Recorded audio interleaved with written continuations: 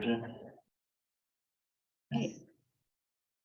morning. This is the Friday, April 21st, 2023 meeting of the Nantucket Historical Commission. Let me begin by checking to see who our commissioners are who are here. Abby Demolinas, sorry. Here, still here. Good to have you. Nikki Rowland. Here. Thank you. Clement Durkis Here.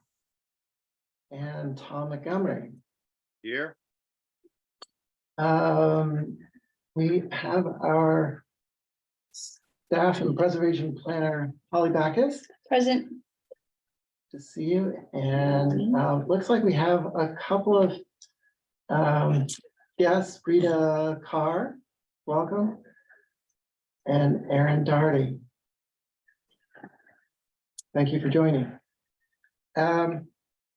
So we can begin with public comment. It looks like we have two members of the public. Any comments? Seeing none, move on. Oh, was that, Rita, did you want to say something? Oh, no, sorry. So I was hoping to see Dave at this meeting. We're a little behind on the minutes. I was gonna talk with him about that. So let's move on to the old business, which is our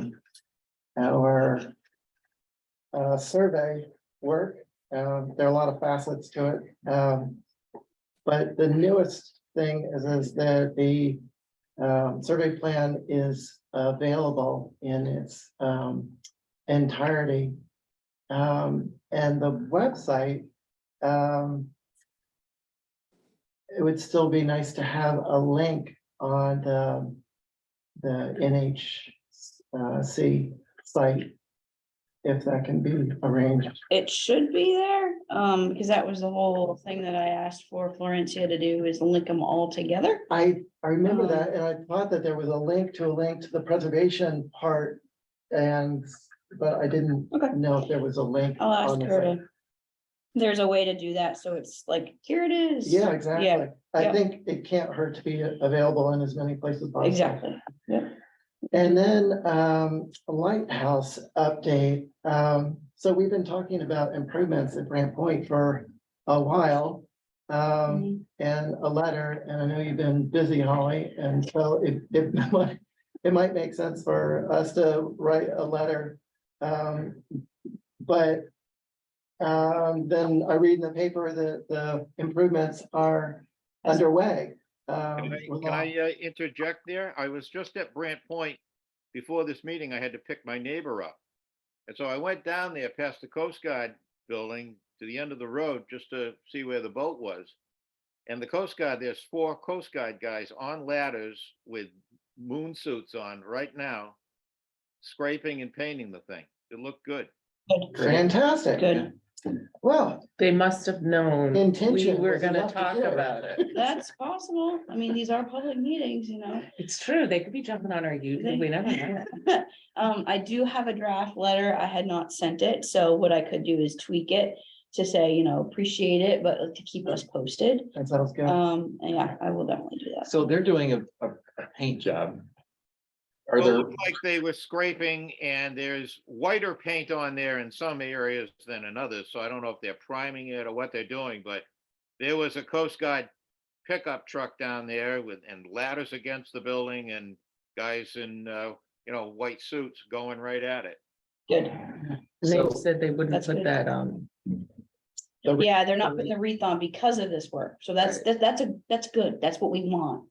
I mean, I will tell you this, when I did have that Zoom meeting with one of the facets of the Coast Guard, I did kind of mention, you know, like, I know you're talking about this part, but we're also concerned on Brant Point on the condition, and people have, you know, been reaching out to the town, asking for the town to do. I mean, there's people, instead of people running out with pitchforks, they want to run out with their paintbrushes.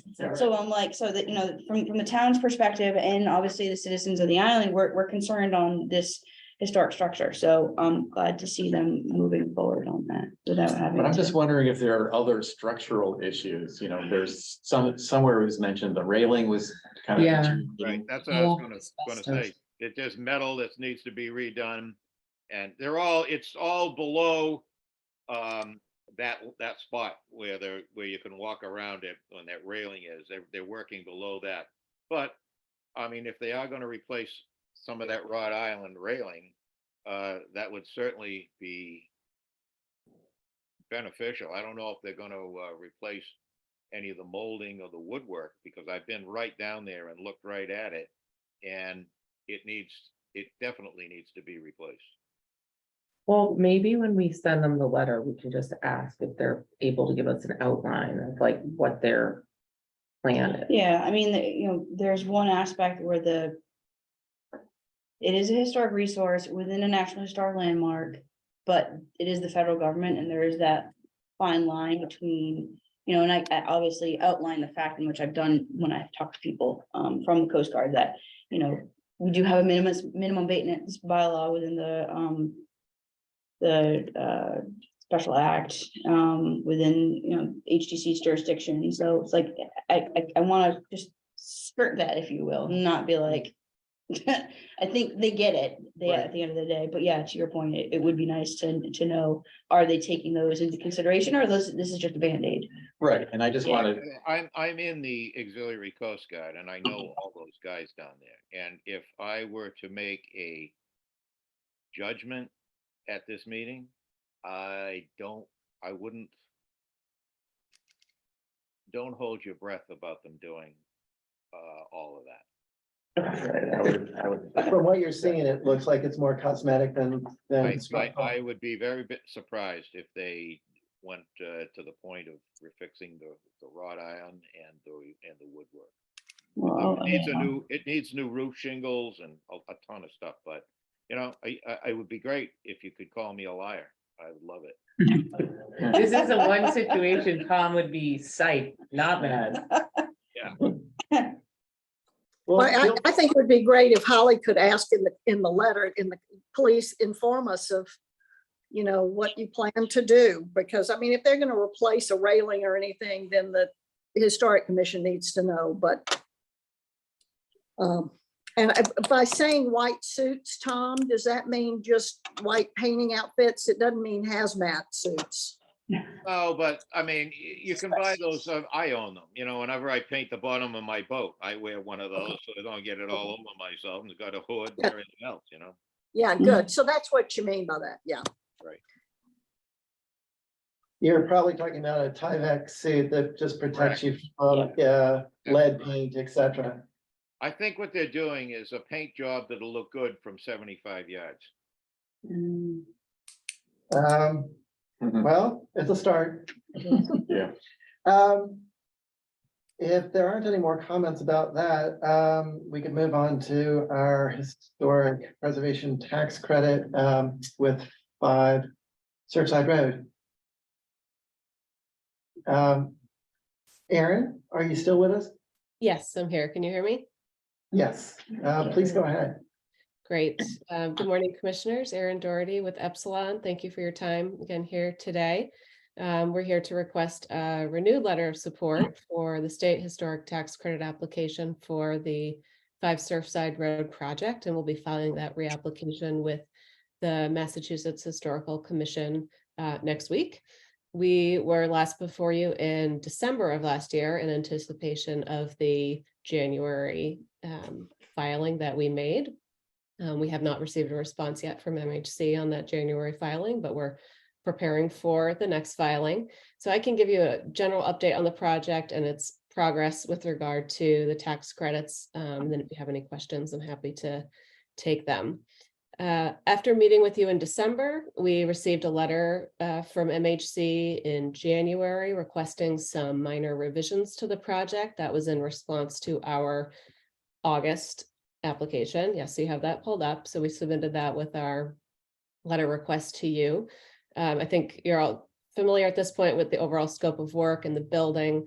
So I'll focus on the changes. So specifically, MHC requested that the new stair to the new basement level be relocated out of the main block of the building. This building has a main block and then two L's, that connected L's that extend behind the house. This request had also been made by the National Park Service. So we responded to that request. I did include the updated floor plans in our letter request to you, so you can see where that stair has gone. We are still awaiting a response to this change from MHC, but the National Park Service has approved that stair relocation and the floor plan changes that go along with it. So we have Park Service approval, and we hope to receive MHC's approval very soon. That's So the line drawings that they were asking for.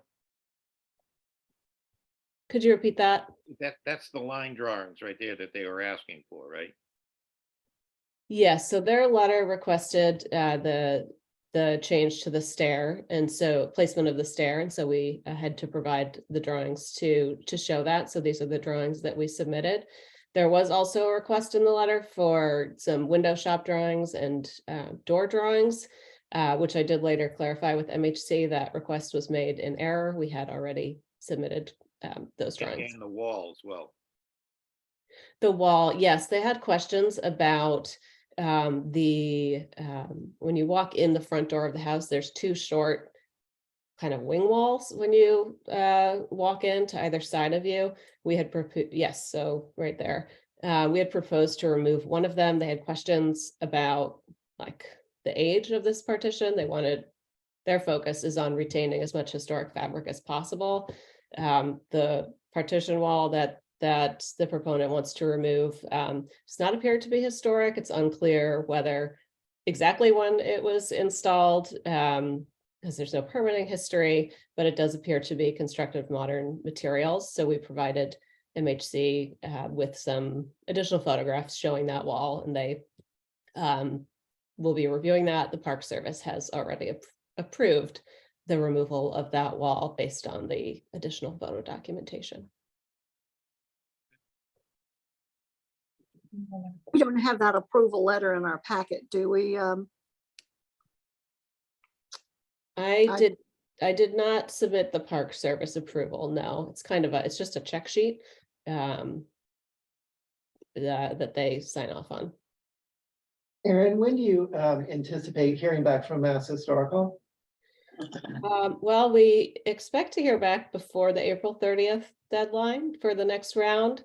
But in past rounds, we're actually receiving MHC's letters from the previous round after the deadline for the next round. So we would hope to hear by the first week of May, if not sooner, ideally sooner, but we don't know exactly when they'll be releasing the letters.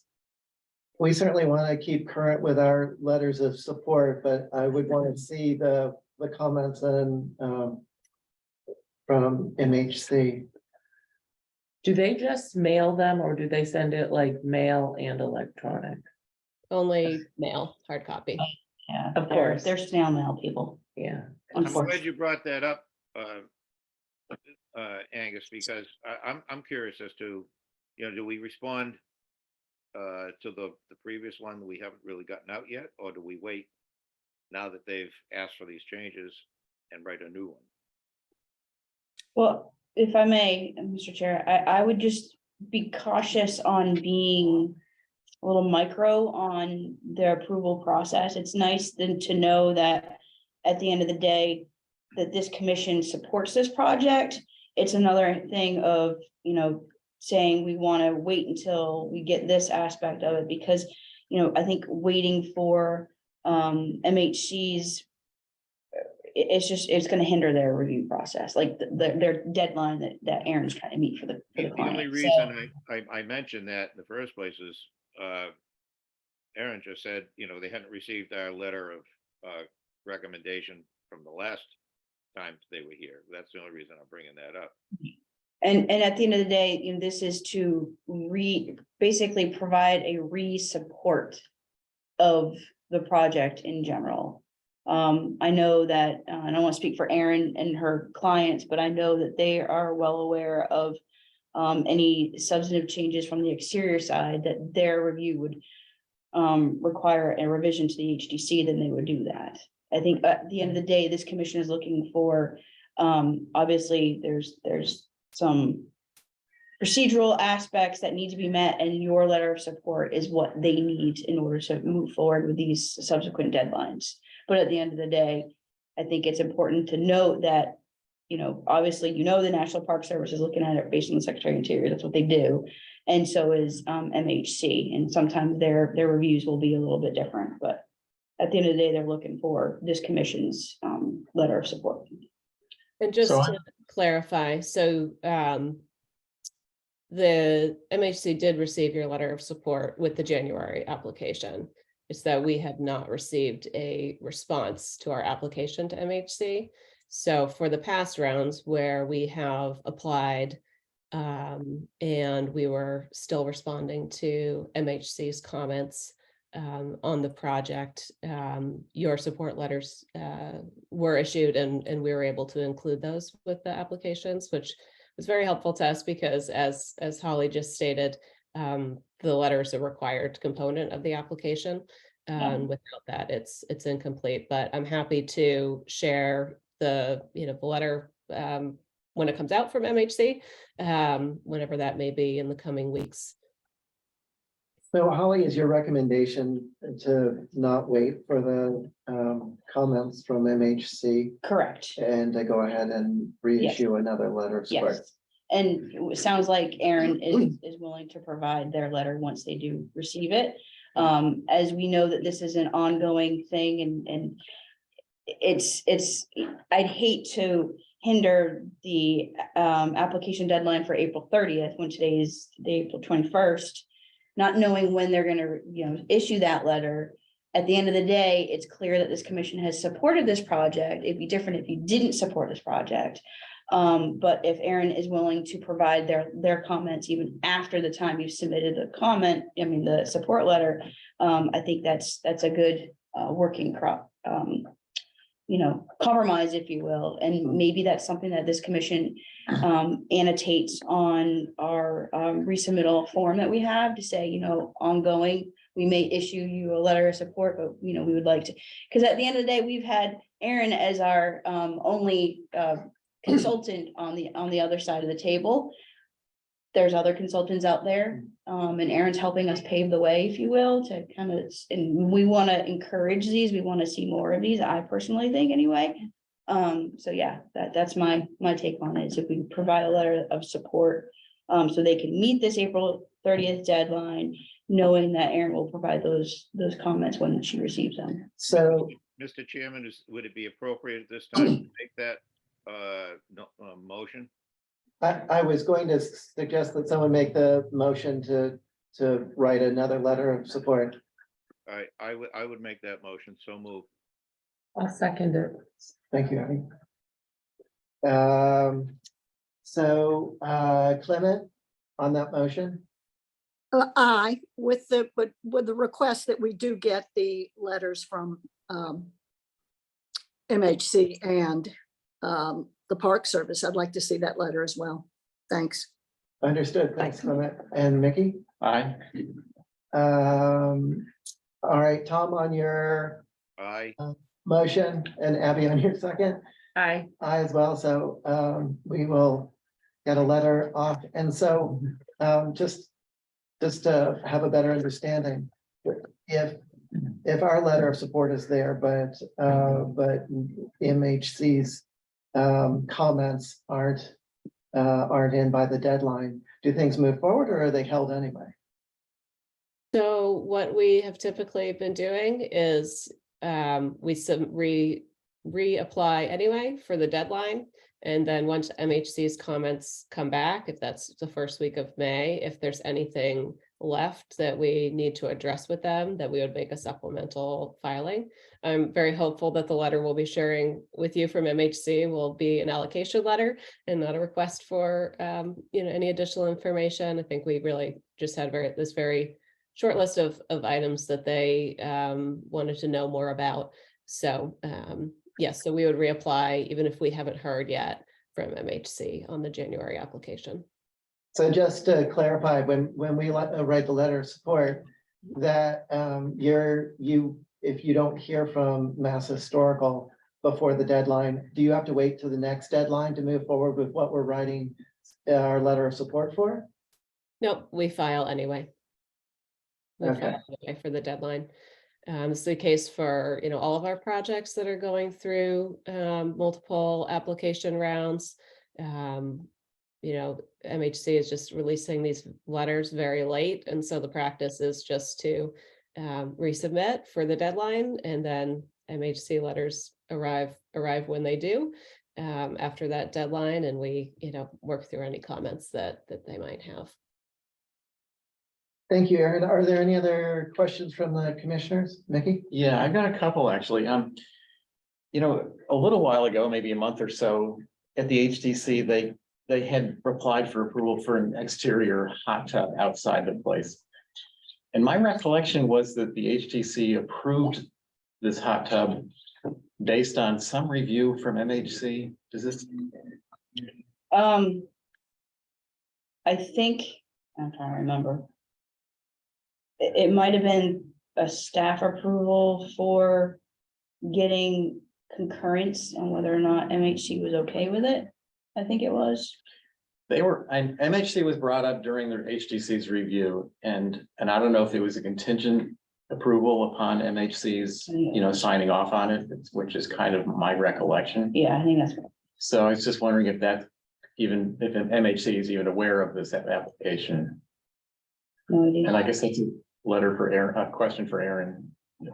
Sure. So MHC is not aware of that yet. So as we move forward with this project, they will need to file an amendment to the tax credit application to address that. It's not something that MHC typically has an issue with.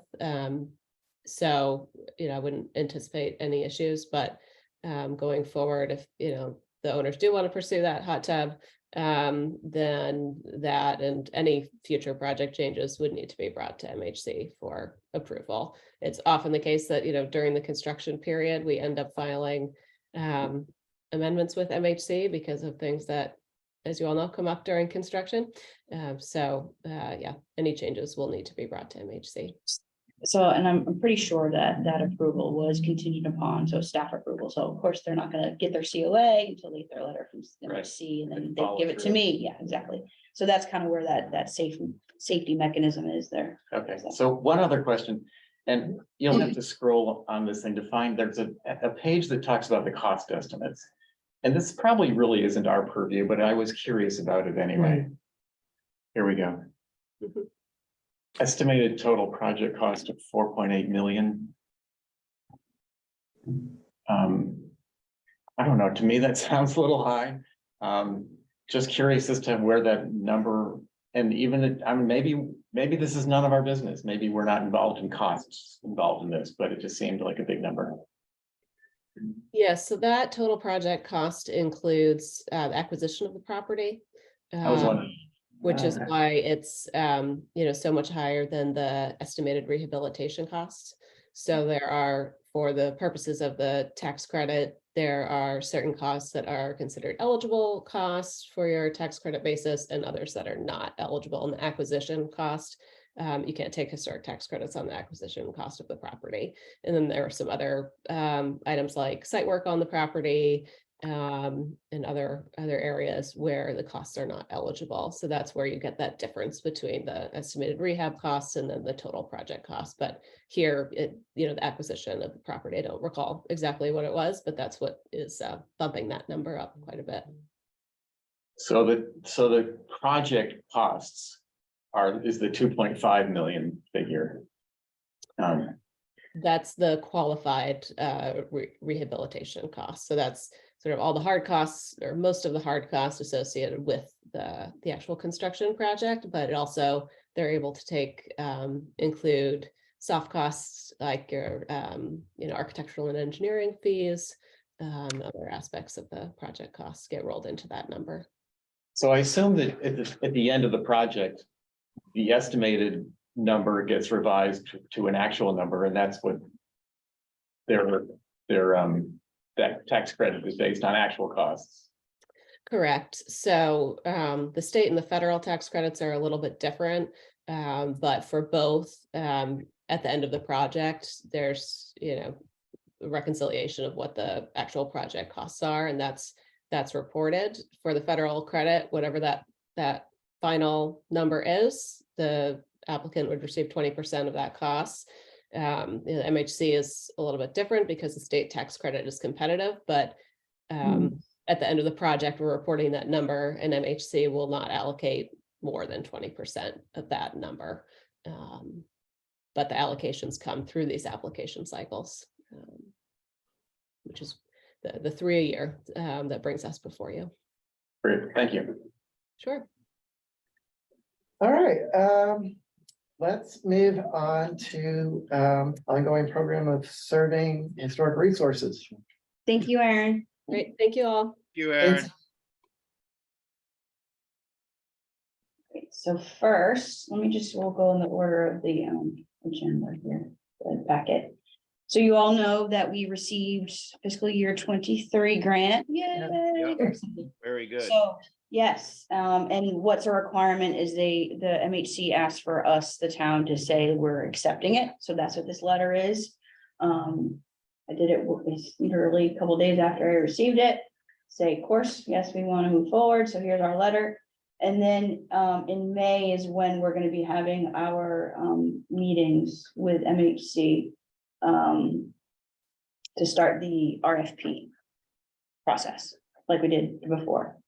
So I'm assuming I'll be hearing from Michael and Peter at MHC to go in the Zoom for that. Next is our, so currently with PAL, we are in phase 2. It's kind of confusing how you've got, we had the pilot, which was technically considered phase 2 of the survey plan. I mean, excuse me, phase 1. Our second project that we're currently in is considered phase 2 of the survey plan. And then within the survey plan project, there's phases that they have to meet based on the RFP. So yeah, it gets a little like, wait, what is this? And due to the fact that they had to start a little bit later because they were wrapping stuff up with our survey plan, they combined phases 1 and 2 of this project. So they came to Nantucket and in March, did their survey work. This is their report. I would assume everybody took a look at this report.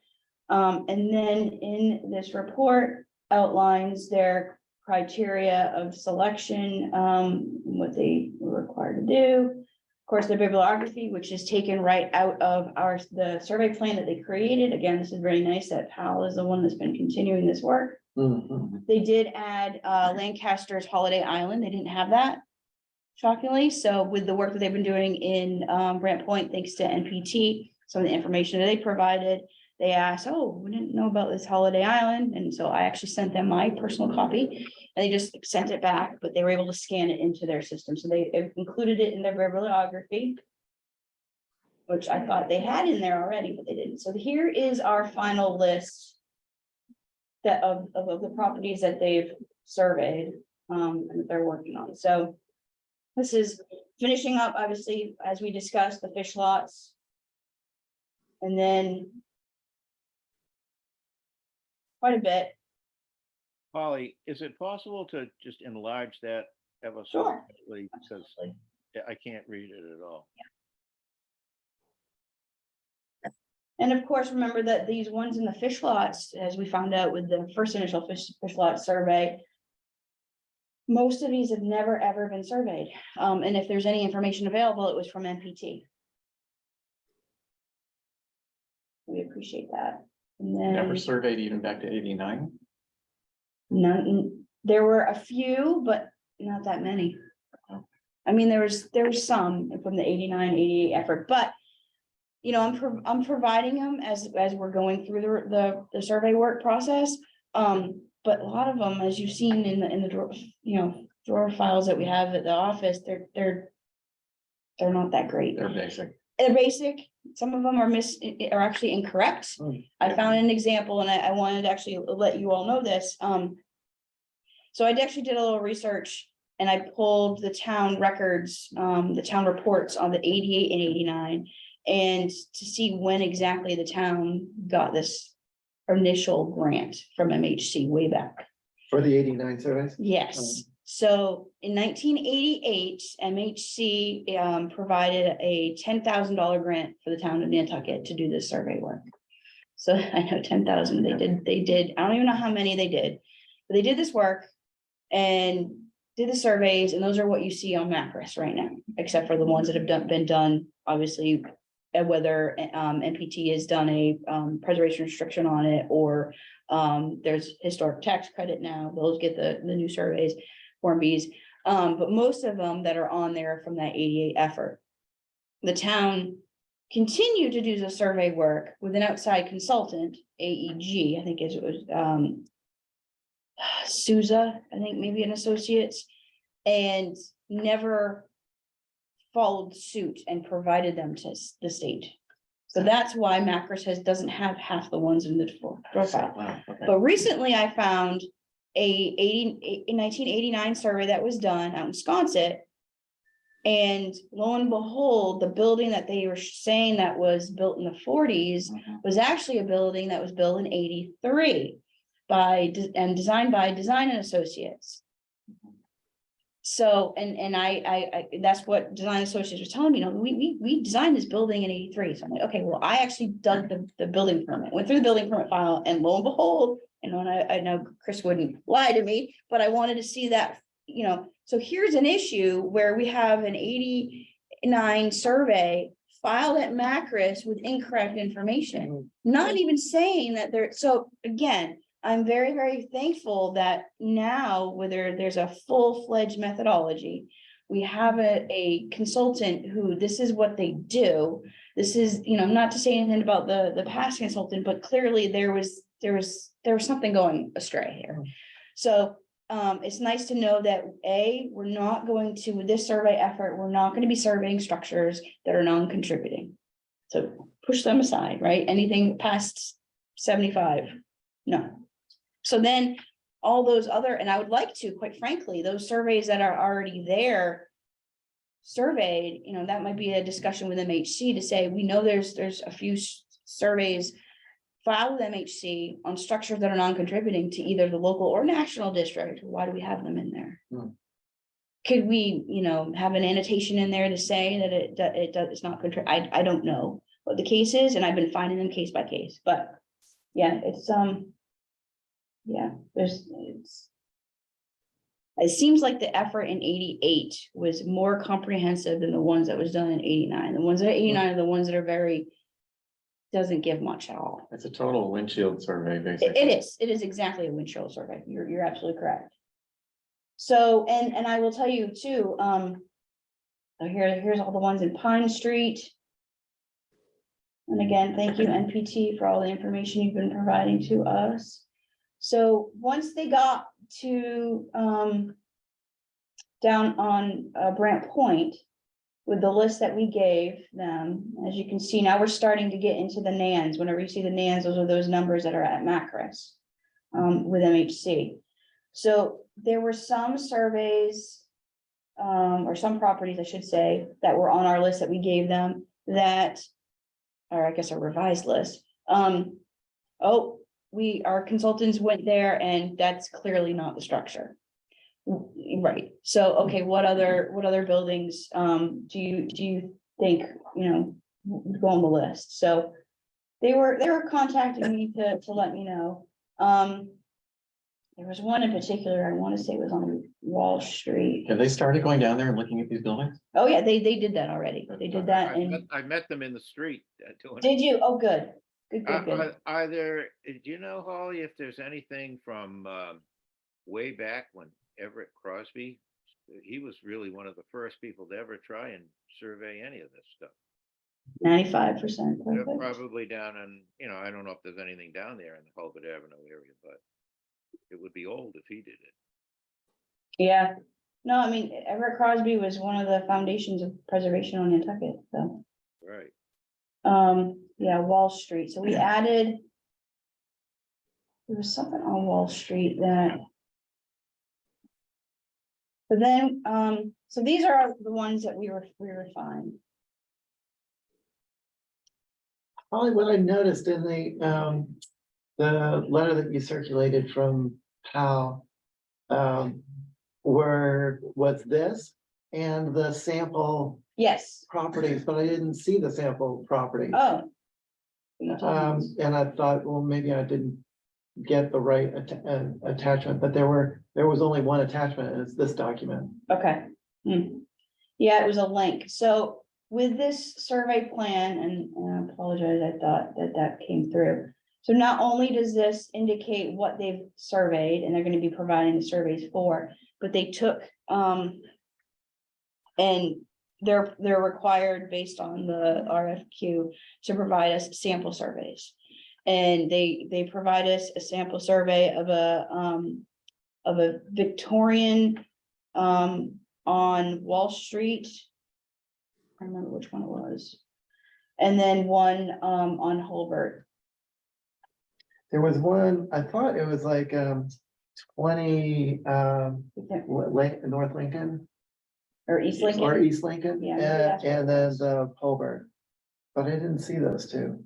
Yeah, those were in that link that they gave us. Yeah, so I want to say it was either 55 or 57 Holbert. Mhm. And what we were doing was trying to think about one what represents a kind of a higher style and one that was just represented a cottage. So those are the draft Form Bs. What I'll do, since it wasn't in the packet, I will email that to you all so you have it. Where is it? Let's see. 20, yeah, I think it was this, that Victorian. 20 East Lincoln, I think is what it was. So, Yeah, maybe it wouldn't be such a big document if this part isn't included, if it's just the samples. yeah, it was a, It was a link, link. and then you click on, and I clicked on yeah, and then all. And this was this the was all you got? Yeah. Okay. Well, anyway, I apologize on that. But yes, those are the example Form Bs. So of course, that's what we're gonna be seeing throughout. So very exciting. This obviously is going to help us with the next phase. Hal has done such great work that I feel like we have many examples from them, so I wasn't that concerned about Yeah. catching up with it, but if you're able to. Yeah. To find it, that would be. I will great. email those all to you. Yeah, I mean, I would hope everybody's just as excited as I am. Moving forward, you two probably have already seen where I've emphasized to the commission, HGC, to say, hey, this has been recently been surveyed. Oh, and here, by the way, here's the survey. And get them to understand the importance of that. Hard part. Yeah, yes, but I think, trying to know the history, and that's why I think it's important, the history, pun intended, of surveying on Nantucket. And unfortunately, the disservice that the town has had of not continuing that survey effort. And obviously through our, obviously one, reinstating this commission, and two, of becoming a CLG to get that funds to move forward. My understanding is MHC is very, very happy that Nantucket is continuing momentum of doing the survey work. And on that note, you all saw a while back a email that I forwarded from Jen Doherty from MHC, our CLG coordinator for the state, who they're working on the state's preservation plan. And the state's preservation plan is everybody's plan. And it outlines what their goals and objectives are for the entire state. And when a community like Nantucket can say, oh, we've done that, or we're working on that, that actually helps us out. And that was actually one thing that we outlined within our CLG application originally, to say, here's something that the state has put out. And these are the things that we, the town of Nantucket, have been doing anyways, whether it's, our resilient Nantucket design guidelines, or even way back into 2001, when we became a CPA community preservation commission or committee. So, I mean, those are things showing that we encourage preservation in our overall planning, so. Yeah. So Holly, what's line ahead? Meeting in May? Yes, so the next big thing for the fiscal year 23 grant that we just received or will be receiving, MHC will reach out to the local project coordinators and schedule their Zoom meeting with us. This is when we really get to, and you should be receiving an email as well, to see what other communities are doing and where they are in their process. So it's a big community type of Zoom meeting. And they just go over the generic processes of, getting the RFQ started and all that kind of stuff and what they expect. But you get to hear what other commissions are doing in the state, and see where we, are very similar, maybe a little bit different.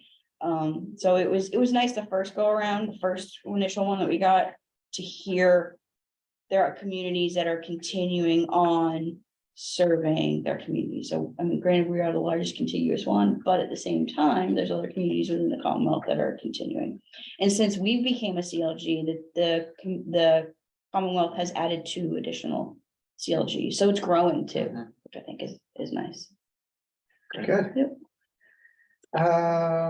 Next thing, update on HDC advisory boards, HDC review, discussion, and next steps. So the latest thing that happened was the select board met with the operation, Steve. It was Steve and Ray from the HTC. And it was really slated as an update. So I wasn't really sure, what was going to transpire as far as the discussion and how much we would be able to comment, but discussion is ongoing. And I just emphasized that it was important to that we wanted to be part of the discussion. I believe the way that was left was that and Holly, let me know if this is how you remember it, but what they were considering was having sort of an oversight or a review of the HDC. And so I guess that's ongoing, and they'll be interviewing the HDC and other members who are have the other stakeholders as it were. Yeah, so the select board voted unanimously to support the HDC's scope and allow us to consult with the National Alliance of Preservation Commissions. That's who I was pushing for. Right. And obviously it makes sense to have the nationwide organization. That's what they do. We're not handing a request to a consultant that has no clue about preservation. This is what they do. And that was my biggest why I was adamant to the select board of making sure that we have these folks to do this. Some of you remember camp that we did in 2020. And again, this is exactly what they do. So it's obviously it's going to be different from the camp that we had before. But it's going to be a good thing. And this is what is needed. It needs that review from consultants that know preservation, they know historic districts, they understand the ins and outs. And some of those trainers, there'll be 4 trainers that come to Nantucket when this is being done. So currently, now that we got the green light, I'm working with the finance committee to do all the regulatory, the procurement process and contract and all that fun stuff, so. Do we have any sort of timeline on how that will progress? Nope, I'm waiting for finance to lead the charge, and I would assume I'm probably gonna get contacted after town meeting, since town meeting, everybody's kind of, but this is for, down later in the year. This isn't gonna happen tomorrow, obviously, but this is what's needed, so. And the general idea is to review the entire HTC process and Everything, everything to do with the HTC. everything, every aspect. Obviously, including the advisory boards. Mhm.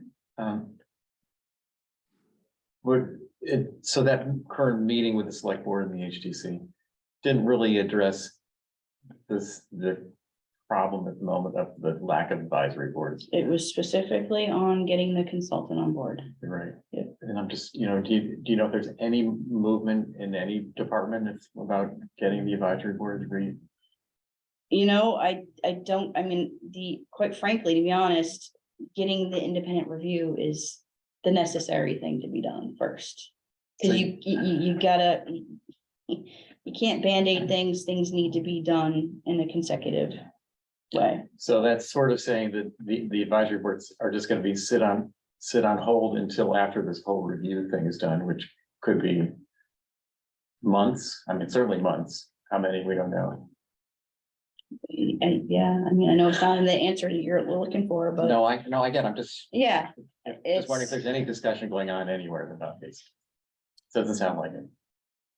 This independent review needs to be done, and that's gonna be looking into what the advisory aspect has been bringing to the entire, review process and the HTC.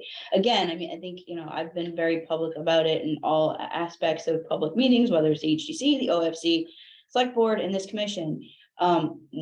Nantucket, no other, we can't pinpoint to another location. We can't pinpoint to another HTC in Massachusetts that had advisory board. So again, we created our own kind of thing. We can't say, okay, what did we do wrong? How do we fix this? And again, the only organization I could find was from Maryland that actually had some sort of procedural legality to having the outside advisory boards. So having the National Alliance of Preservation Commissions do their entire review of every aspect of what's been going on to what is currently going on to everything else and in between is very important, obviously, to move forward in a positive direction. That's fine. I'm just wondering about the timeline. So Yeah, no, I there's get it. There is in the scope that the National Alliance Preservation Commissions and APC has provided, as far as when they are gonna have people boots on the ground here. But it's not gonna be, within the month or two. It's Right. gonna be later down the road, so, got it. yeah. So Holly, this is Clement. That means that there's not been an independent consultant who's been hired yet. That has not been chosen, or you just apply to the National Alliance and they send someone to you, or just kind of specifically, how does that work? So the select board basically had supported with their vote for us to contract with NAPC. Okay. Yes. That contract has not been done yet. No. It literally like that next day, I reached out to the finance committee to say, hey, our finance department and. Okay, Yeah, thank you. that ball is rolling, but again, with town meeting, I'm waiting until after town meeting for them to get that going more, but I have communicated with NAPC. They know, they're excited, they're engaged. Like I mentioned to, I think I mentioned to the select board that NAPC is actually, they took the HDC scope that they put together and pretty much spit it out, but added their, criteria on some of those things. And this is outside of their norm, but that's what they've been doing for the last couple of years, is taking camps and expanding upon it. So they actually they're excited because their board is wanting to be able to use this as as a pilot for other. Yeah. And I know some people are like, oh, what do you mean? But that's a good thing. Yeah. It's a Put a lot really good into thing. it. Exactly. It's a product. It's productive. So Yeah. very excited to see. And National Alliance of Preservation Commissions, if nobody has followed them at all, they're on social media, LinkedIn, Facebook, Instagram. They have been promoting a lot of their camps that they do. They're generic camps. But they've also been able to do, specific ones tied to a certain location, like they're going to be doing for Nantucket. And one of the, I think, aspects of that organization is they have a code of conduct. It's right on their website. They promote it. They, these are folks that are in the preservation world nationwide. As a matter of fact, one of our camp trainers that we had in 2020, you'll recognize from the letter that's included in your packet from our expert council. He is an attorney who at the time, he's been in the preservation world for many years, and he was an attorney with the National Trust for Historic Preservation during Cape Wind back when. I remember, everybody remembers Cape Wind and the Sound. So again, the preservation world is small. That sometimes is a good thing. But folks are, it's at the end of the day, I'm just very grateful that the town has realized that here's an organization, an APC, this is what they do. Let's not hire a just generic consultant that is just gonna, spit things out. Mhm. They're not going to. They're gonna tell us the hard things that we need to hear. So, yeah, I'm excited. Good. Mickey, since you're bearing the load of the most active advisory board, and it's probably daunting to think about carrying that torch months longer, but I don't see it, even if we become an official board, I don't see a lot of changes. I guess I'll have some assistance from staff to some degree, but we'll still be doing the exact same thing. Who knows what the actual change will be? well, it's certainly serving a purpose and everybody appreciates it. So I think thank the you. biggest thing is it'll prevent certain members of the application side of the situation from objecting to my presence every time I stand up. Yeah. Yeah. It'll legitimize.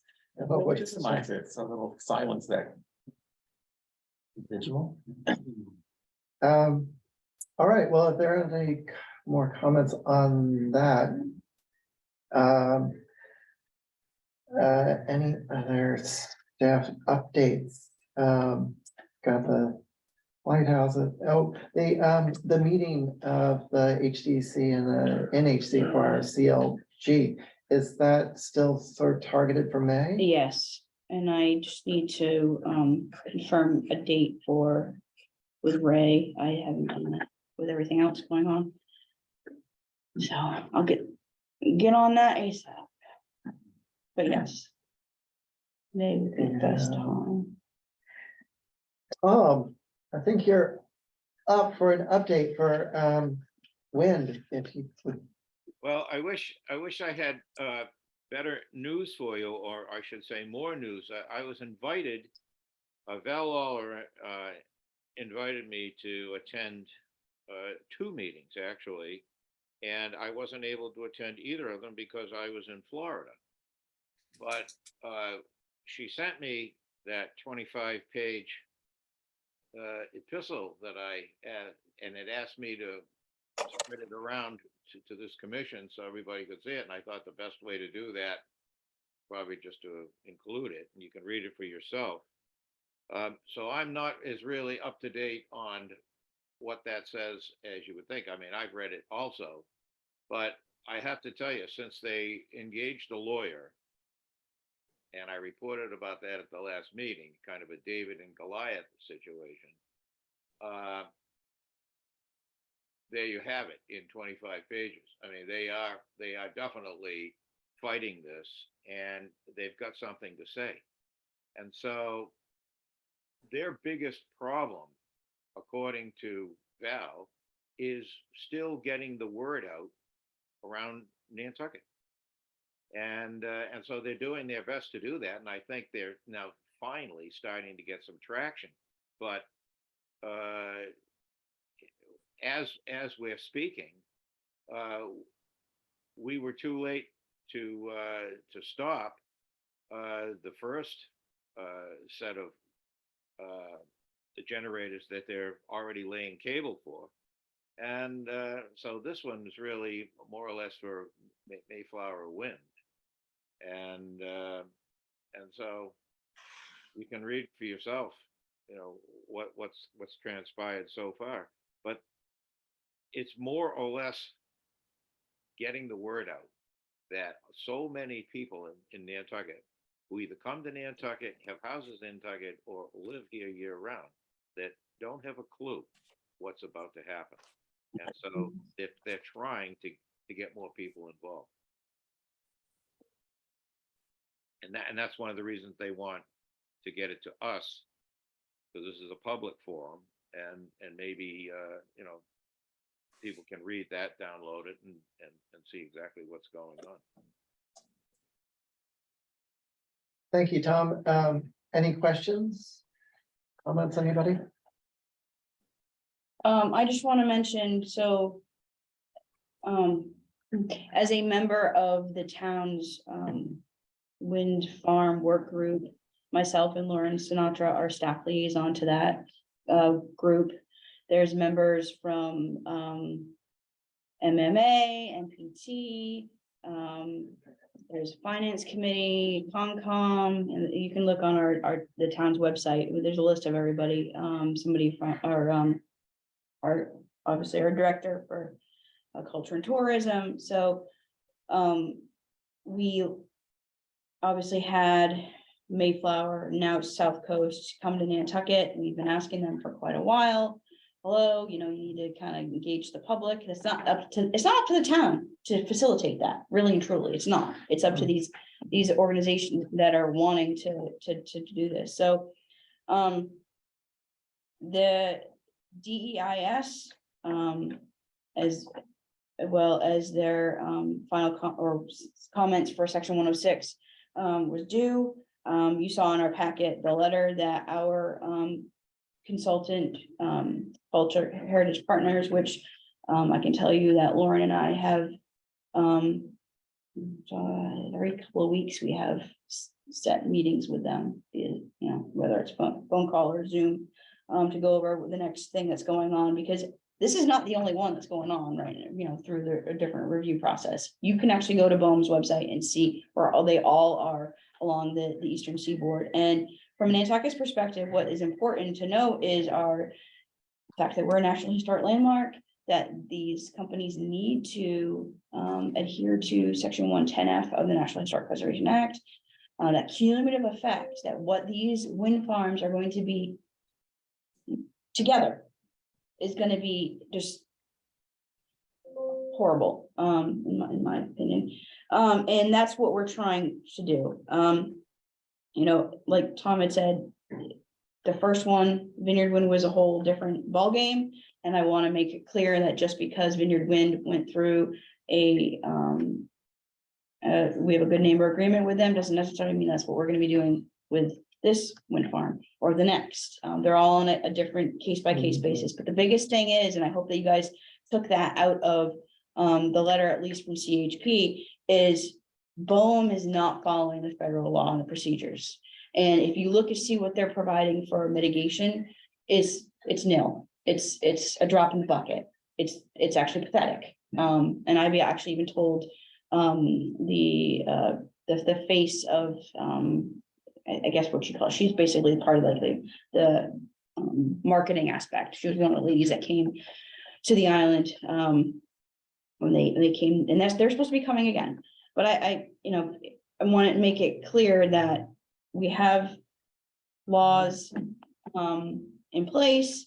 They're not following it, as well as you saw my March 23rd letter to Brona Simon, our SHPO.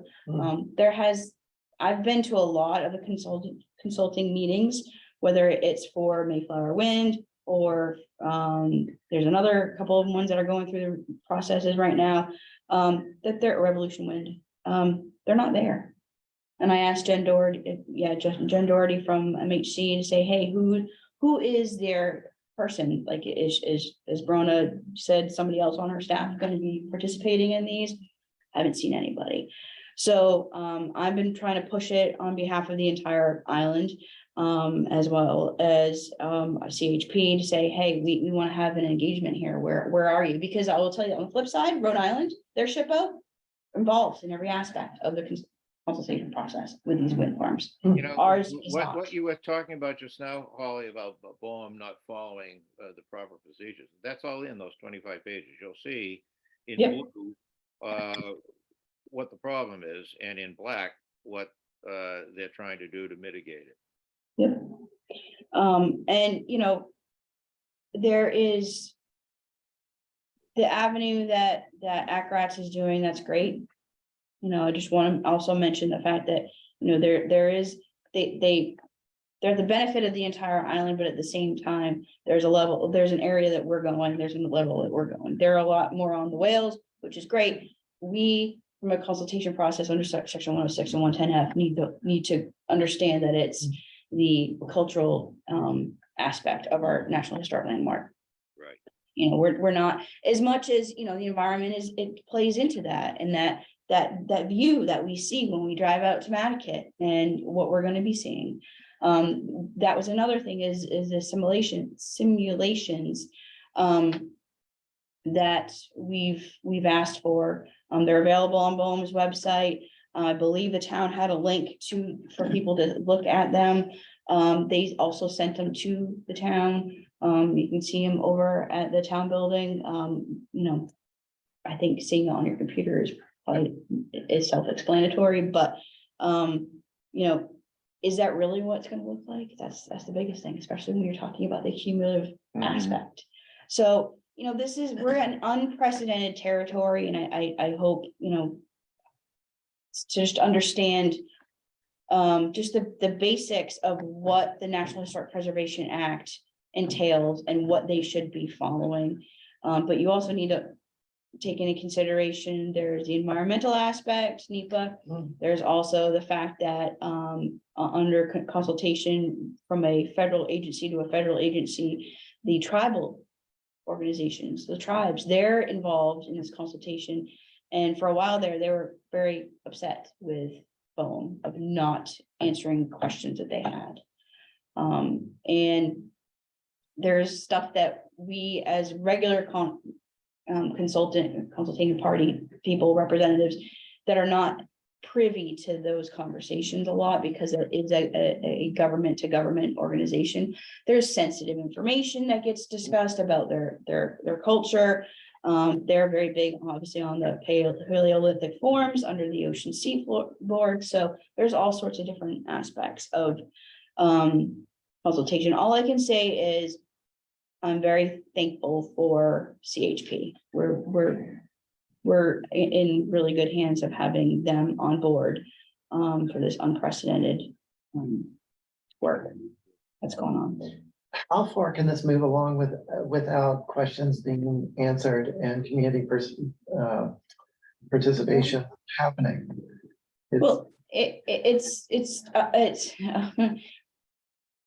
it's up to those organizations, each individual wind developer, to communicate with the citizens of the island, the community. It's not up to the town to do that. We can only, you know, demand them, as we have. We heard them publicly when they came to speak to the select board that they're going to be back again. We're like, okay, when are you coming? You know, and again, thankful for CHP, because they're on them about, hey, you said, hey, what's going on here? So it's the information that they have provided, that's available on the BOEM's website, is very mind-numbing. And I mean, because at the end of the day, the technology has been changing so rapidly. You know, the technology that was established when Vineyard Wind was going through the review process, and of course, that's the only one that's been approved by the Secretary of Interior, has changed to now with where the other, and then they have a building envelope, right? From a maximum height that they can have, as well of the actual monopole, and then their blades of how big they can be, and those change too within that envelope. So again, having that cumulative effect, what exactly is that going to be? And you're only talking about this developed area, then you've got these subsequent other areas that have been you know, partitioned off, if you will, by the federal government. It's overwhelming and mind-numbing. And then there's also aspect, and I know people like ACRATs have been looking into that, is the decommission aspect. And what happens when, you know, you have a wind, and so there's this concept of, you know, I think of, is this good for the environment, but is it really good for the environment? And you've got people that are really pro, and you get really people that are really con, and at the end of the day, it's a type of development. The laws are established to pretty much have it's not a ban on development, but at the same time, it's that mediation, if you will, that everything in moderation. And what is the effect that's going to happen to our economy, our tourism economy, to the visual aspects of our National Historic Landmark? I mean, those are all things that need to be taken into consideration. And at the end of the day, what Boehm and this developer has provided as a system, a mechanism, instead of minimizing the adverse effect, is it's nothing. It's nil. So that's the Well, biggest. It's interesting to hear you say that, because they have an answer for everything. Yes, And they've got 25 lawyers who are experts in every single one of those 25 issues that you want an answer to. And also, you brought up a really good point about how technology is changing. Since I was first assigned to be the Section 106 representative, what they told us at that initial meeting, Boehm, I'm talking about Boehm, with the cables, the technology on the cables has completely changed. They're doing something completely different now than what they were doing. And just the makeup of the cables and stuff like that. And if you read in those pages that I asked to be put into the agenda from what Boehm has been talking about, and what RAP's lawyers are trying to get out of them, and get them to really come forth with the real information, you'll see what is going on. Just the like you say, the blades, the lighting has changed. There's so many things that are changing as they go along, that, you know, they started out, well, this isn't going to affect anything, the aircrafts and all this. Wait till the first 3 or 4 go up off of Nantucket, and you can start to see them. That's when people are going to go like, what is going on? But it's going to be too late.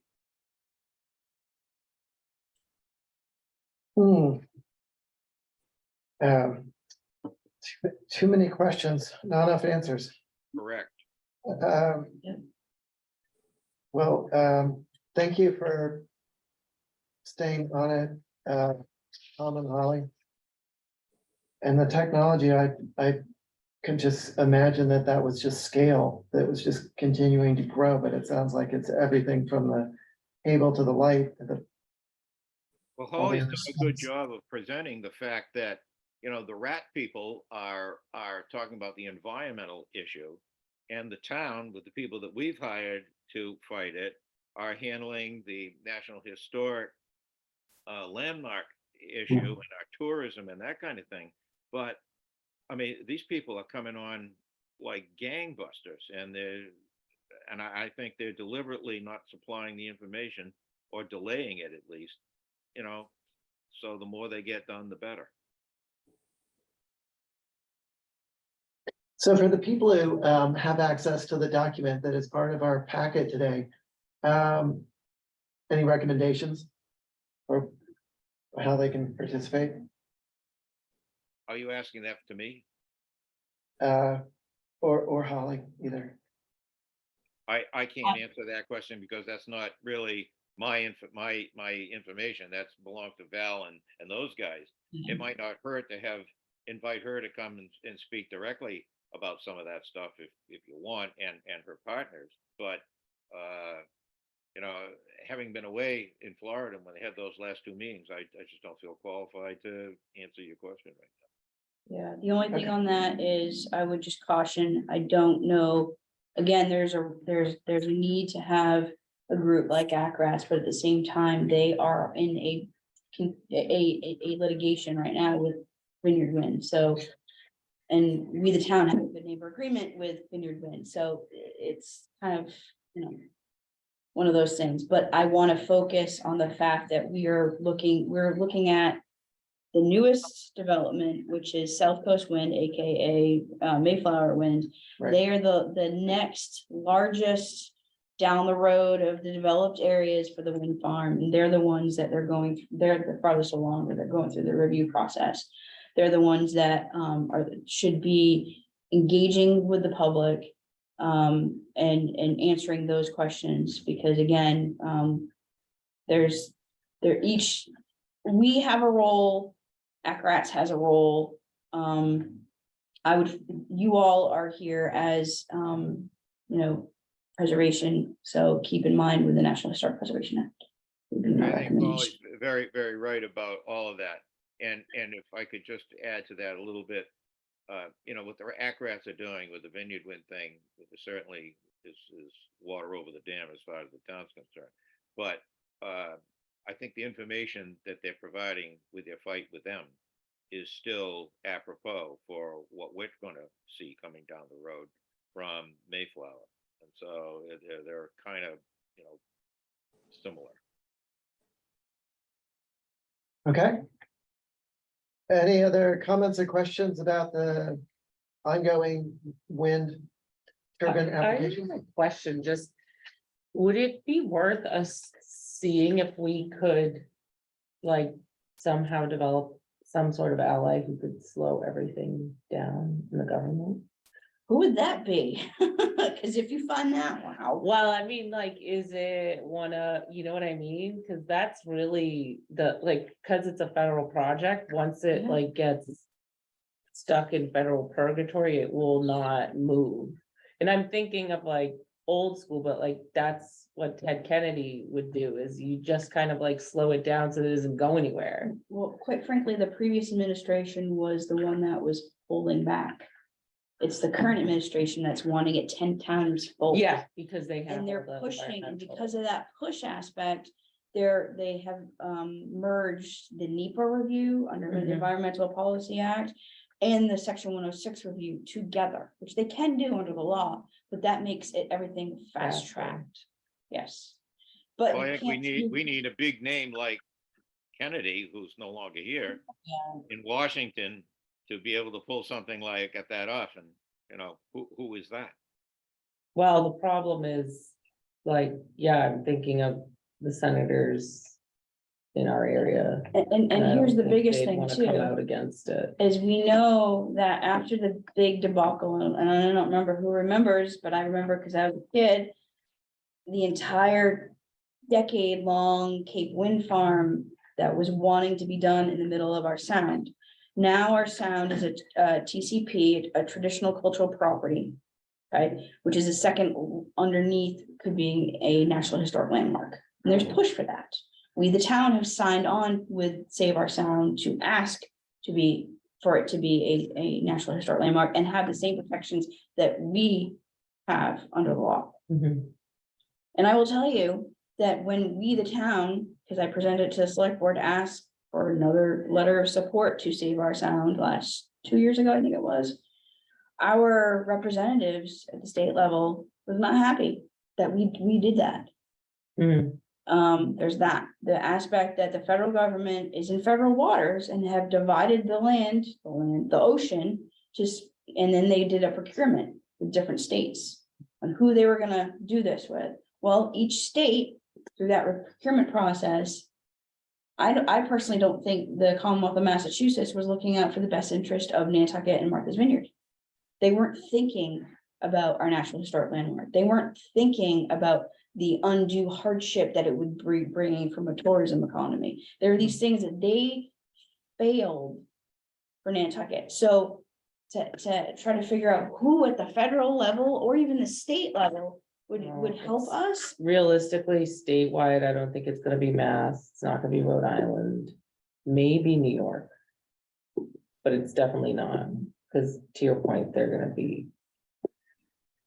I don't know. I'll ask, I work with some people who are lobbyists, that's why I was asking. If we cover our bases, we hedge our bets, so we have lobbyists who are on both parties. But I'll ask my friend to see how we could get a friendly, and I'll see what I can get from her. So that's just why I was thinking about it, because, I mean, we do it, I work at a bank, so we obviously are lobbying on our own behalf, but you know, you have to hedge your bets, but I'm saying it might be worthy of exploring, because at least if it slows things down, I don't know. So I'll check on that. All right. All right. Next up on the agenda are the annual town meeting articles of historic preservation interest. Does anyone have any comments as far as what's coming up? Our next meeting is going to be after town meeting, so this will be the last opportunity to bring anything up or make any comments. Do we know what those articles are? I mean, is there any specific articles that are Well, on our radar at all? We've talked about a number of them. Yeah. I think the last one There's not was, really any specific um, historic you know, preservation. about lighting. That's Yeah. important for Yeah. our, you know, the character and the environment and historic preservation. Are there any zoning proposals that are gonna change, you know, can conceivably change the character of downtown or neighborhoods? I mean, I'm There's just some not aware. stuff about, I have this, the ones, there's like, the zoning ones are a lot about, there's some stuff clearing up about swimming pools, but Mhm. I don't think there's anything specific to. There's obviously short-term rentals, but we should stay away from that, like that's not, right? Our own little work group. Yeah, The work group, but, yeah, well, no, I don't think there's, the thing is, I don't think there's any that are specific to historic preservation. I think the only thing though is they do vote on the CPC, so like just, so I wanna say the couple things coming up is they're doing additional funding for the church, like through CPC, like that's just formalizing that. But, so I think important, I guess, to think in the future is our goal this year is we want to work to have our couple of things that we present to CPC. So then at next year's town meeting, that would be relevant for us to be like, hey, we want these things to get approved, to get the support so that we would get the matching funding. What church is that? In St. Paul's. Yes. Falls? I believe. That's what I Yeah, thought. Yeah. Okay. yes, it is St. Paul's. They've been Like, yeah, I think they're doing, it's like a large project, I believe, and they are just doing another phase of that funding, so like that's coming up this year, but. I'm trying to see if it's in here somewhere. But so next year, I think it would be important for us to kind of vocalize like.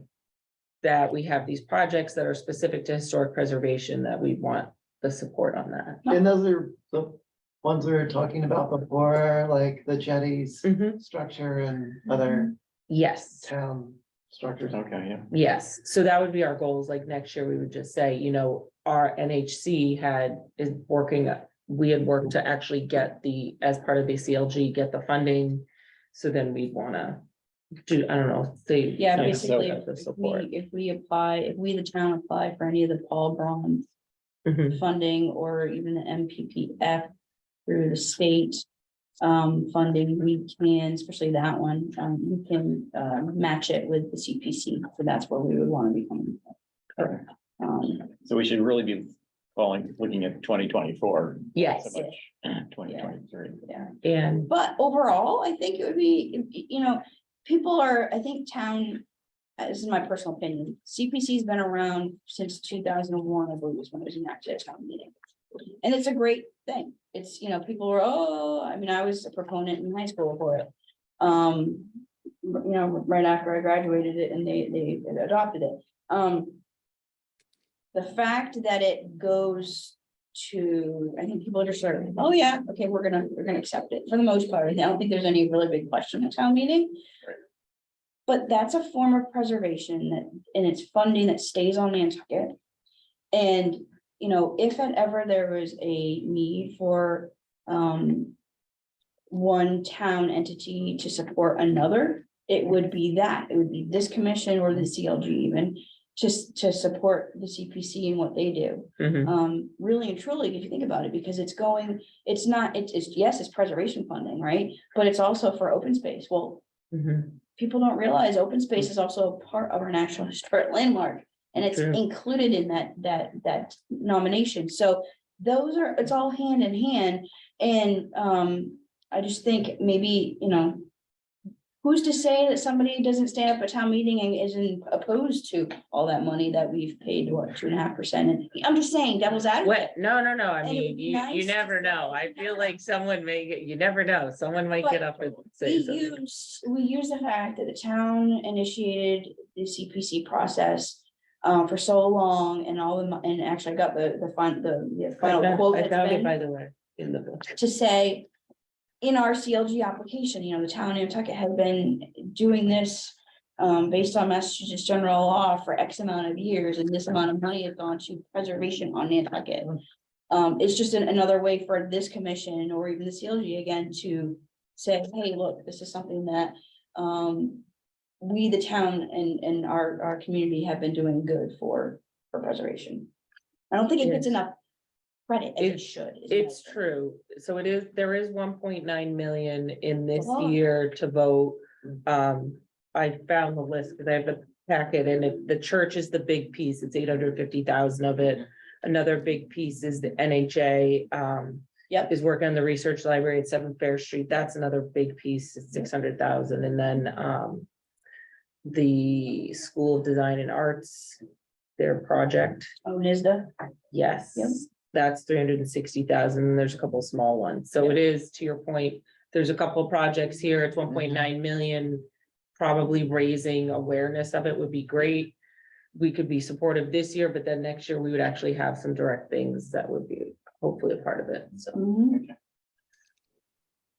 Well, it's certainly been immensely beneficial. I know at least with the work that I've been a part of with the UU Meeting House, Mm. and all the preservation projects that have happened there. The CPC has been immensely beneficial, but every year we were concerned, you know, is the focus going to be shifting from buildings to housing to, you know, other sort of concerns, but I'm happy as long as it's going towards preservation of the. Some towns, when I did Buildings. research, some towns, they have like a specific percentage of their allocation. So to your point, Yeah, I think there is. they, you know, you can't say like, oh, 100% of this funding only goes to housing. Like there is some protection so that you can't I think just. do- CPA Yeah. baked into the Massachusetts general law requires a certain percentage, but Yeah. Ken is the, you know, would be the expert to talk about that, but yeah.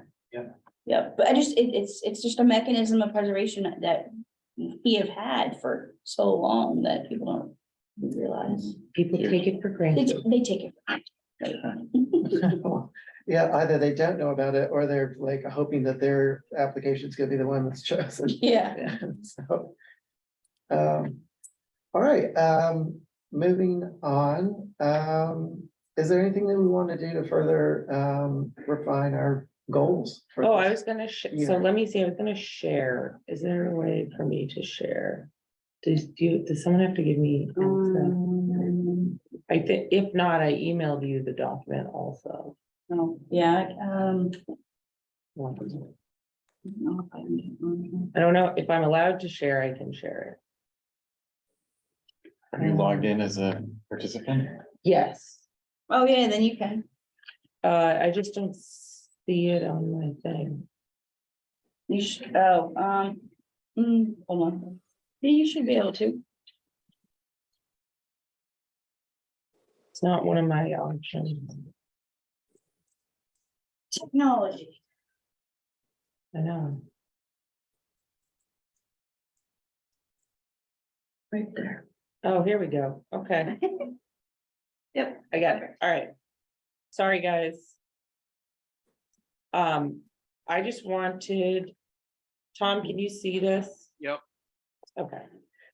thank you. So all I did was I updated our, I did previous status and the only one that I changed was the first one because we actually got the letter, we sent the letter to accept the funds last month. I don't know if you guys remember, but we said we were waiting for it. So I changed that to green and I just put in bold some of the things that we've talked about that updated. So we sent the letter to accept funds. I said our next key date, I put May 1st, just because you said we were going to start working with MHC in May. Yep.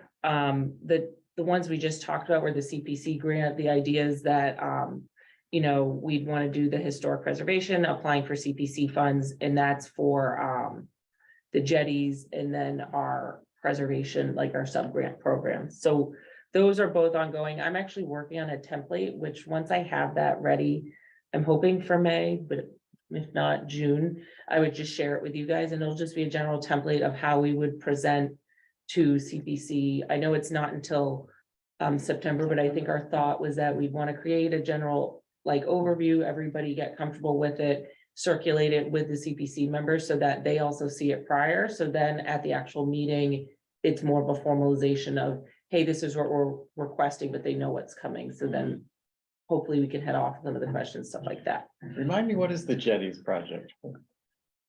So currently, there's nothing in, finalized yet. So currently through the Park and Rec master plan that was approved, there's concession stands, right, that the Yeah. town owns. You've got Surfside, Children's and Jetties. And currently they're looking through with Western and Sampson as the consultant of how those sites need to be adapted for one, obviously resiliency, our coastal resiliency plan, resilient Nantucket. And the biggest thing that I brought to their attention is those two structures are contributing resources, specifically, obviously the PBD and Stearns Jetties Beach Pavilion. So they actually put out some public surveys the last few, I don't even remember, months ago. To get a feel on what the community would like if, say, we had to relocate the pavilion, where it would go, where, what it would look like. There's a survey out there for that? There was an electronic survey, yeah, it was something, it was very quick. I'm not the project manager of this project, so I'm just along with myself and Vince Murphy, we're trying to bring in the preservation aspect, and he's bringing in the, again, but this is through the Park and Rec, so Charlie, I can never say his last, thank you, never say his last name, I feel so bad, but he's invited us to part of that discussion, and every single time that we do have a project meeting with Weston and Sampson, I'm reminding them of the fact that these are contributing historic resources, and anything that's being proposed should not preclude them from being a historic resource where we can still apply for any type of funding for the town. And that's also a mechanism that through, thankfully, with Penn is starting to be ingrained into the town thought process. The town, we own a lot of historic resources, and that we should be able, if we want to, make sure we're good stewards of them, and that we're going to be adapting them appropriately, that we're also getting the funding that we can. That's good stuff right there. Yeah. Who created this? Did you, Abby? Yes, and I can edit it if there are things we want to change to it. It's excellent, that's all I'm gonna say. Oh, good. Like I do these all the time, so the stoplights, it's my specialty. But so thank you, Holly. So that was what we just talked about. you know, we have that as green. We're gonna explore it more, but as I said, what we're gonna do is we'll talk through it, circulate it. And then hopefully, you know, it might be something that we decide if it's not a high priority or what, we'll move on with it.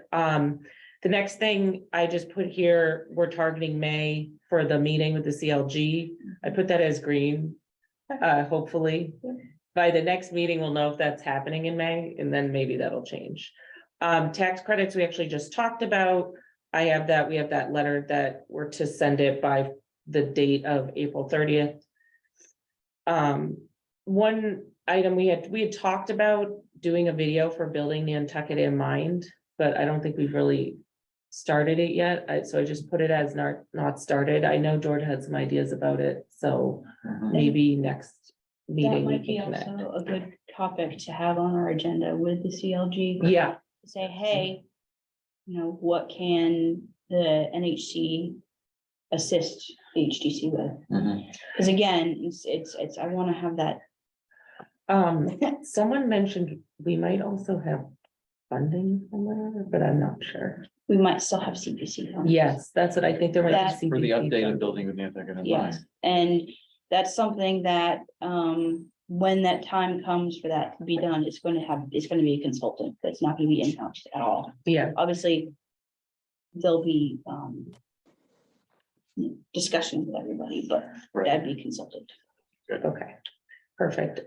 Education, this is just ongoing. The only thing I did add here is I had mentioned about, Holly mentioned the Paul Brun grant. It's one of the NPS grants. There's a training on May 16th. I'm signed up for it. Don't feel obligated if you guys don't go. I can, they always send out the materials afterward, and I do believe they record it. But if you guys are interested, that's something that's coming up. I just was going to attend because I thought it would be relevant because we're thinking about applying for like matching with the CPC funding. So that's just kind of PSA. If you guys want to go, great. If not, I will share the materials. Thanks for that. I mean, I think that, you know, we all have such busy lives that things can easily Yeah. slip through the cracks. When you come across something like that, if you could share it with Holly and she can share it with everybody, or you send it to all of us, Perfect. I think, There's you still know, plenty of it's always time for nice to that. have reminders. Yeah, no, I agree. I think everybody's schedule gets crazy. Holly, I think you have it, maybe. I'll send it. I actually do think when I got it, maybe I did send it to you. You- And she hadn't gotten it for some reason. I don't know why I got it, but You I, got it before I did. I was like, whoa. well, I think because I signed up for the last one. Probably. The next thing I had here, we had talked about partnering with Egan Maritime. Yeah, I haven't heard much more on that. I have to reach out to their executive Okay. director, Carla, yeah, see where that is, but. I'm hopeful we'll hear something from the, David Robinson, their archaeologist. There, he was gonna be issuing a report on his findings. We all think that the ship is the Warren Sawyer. It's still exposed, it's still active. It's come and gone, you know, with the ebb and flow of Yeah. erosion and accretion, so. It would be nice to have that, but at the end of the day, this is a good educational component, Mhm. because that's the whole part of our cultural, you know, resources, and to be able to have that overlap would be very important, and I thought that this commission would be, you know, a Yeah. good outlet for any town, type of town and Egan Maritime partnership, if they need us on that, so. I agree. So hopefully that we have it targeted for summertime. We had also talked about doing a NARAB workshop. So I haven't, hasn't started, but we're targeting, we have just June 30th as a placeholder date. And then last thing is kind of ongoing collaboration with the private organizations, and we have NPT, PIN, NHA, et cetera. And so I think that's all ongoing. Since we have PIN up on there, I just wanted to mention that, you all knew that the University of Florida's Preservation Institute in Nantucket had a change in leadership. So Clary Larkin, who was the interim director of the preservation program at UF, and also for PIN, she is now the full-time Oh. director, so she. Good. Yes, so I'm very excited about that. didn't know Clary's awesome. She's engaged with Nantucket, And she likes, I love the fact that she's the perfect trifecta, because she's a preservationist, planner, and architect, all in one. I'm like, Great. that's awesome. Cover the base. Yes, yes, so no, it's pretty cool, That's and good. we might have more, collaboration with them, so. Great. So that was just what I wanted to share, keep everybody updated on our. This is a great tool. I Yes, think this is It's very helpful. awesome. Yeah, and so what I'm gonna do is eventually, like, we could probably put it on the website, whatever, but I'm just archiving it for each meeting. So this one is the April one, and that Oh, way I we'll like have that. them in the past. And then also at the end of the year, Angus, when you have to do the report, we can have this as a thing to track. Right. Which will make it Yeah, easier, hopefully too. It'll just be greens and blues instead of yellows Yeah. and reds. Yes, Maybe the next time, and from here on, we can include this in the packet, just so that it's part of the. Yeah. month. yeah, happy to, maybe I'll make a note if I'll look up the date in like a couple days. Yeah, before, like so the then I can second just week connect of the it. month, just send it on. And All right, I can put that in there. perfect. Um, Any other what, questions? what sort of deadline do we have with the NARAB? Is that? That was uh, just a self-imposed deadline. Is there, So my understanding, Laura Hanson, who was, went to Nantucket High School with, she's a couple years younger than me. She, I think, is the head of NRAB or involved in their organizations, people that have been running it. And she had mentioned last year for me to reach out to her when they're gonna do that. So I was gonna see if I can get in touch with her, or if David could even, he might have a direct line of communication, but yes, to get that going, because I want to say it was June or July of last year, it might have been July, what is So- her last name, Hanson? Hanson. Okay. Yeah. Yeah, I was going to bring that up with David. Hope he's all right. We haven't seen him. Good, well, thank you, Abby. No. Oh, problem. and you brought up a really good thing on here, Abby, is the education component, so where it says NHC education, Mhm. it's also really, it's actually CLG too, it's both commissions. Because at the Oh, end of I'll the make it fiscal both. year, if, basically what I'm getting at is everybody from both commissions, if you do any type of training, let me know. Hey, I took this training on this such a date, just send me an email, boom, it's that simple. Because at the end of the year, when I do our fiscal year report, and I just did our first one, that was in September. So it's been, that first one's been a learning curve to know exactly what they're looking for, but that is one of the things they want to know. Who in the commission have been, how many people have taken things and what were they? So I do also indicate any of the local preservation functions. So if MPT has a function that they've invited us to, those type of things too, I indicate those, but it'd be nice to know what people have taken individually or not. And I know you're pretty good about letting me know once you take, on Clement, so, just keep on doing that, let me know, yeah. Happy to. Any other questions? And I'll send this to you, Angus, just so you have it. But going forward, as Angus pointed out, we'll just have this be part of the packet. And if you guys want, it's really easy to update stuff like that, but just try to throw some things in there. I do like the fact that you just said you archive it for each meeting, Mhm. because that's very helpful to look back, not just Yeah. having it's stagnant in that regard, but then it's also alive. if you will. Yeah, That's cool. happy to. So, all right. Thank Yeah. you. And then the last thing is just other business and commissioner comments. My guess is everyone's commented already, but outstanding things. Clement, Tom, you good? Shall I move, we adjourn?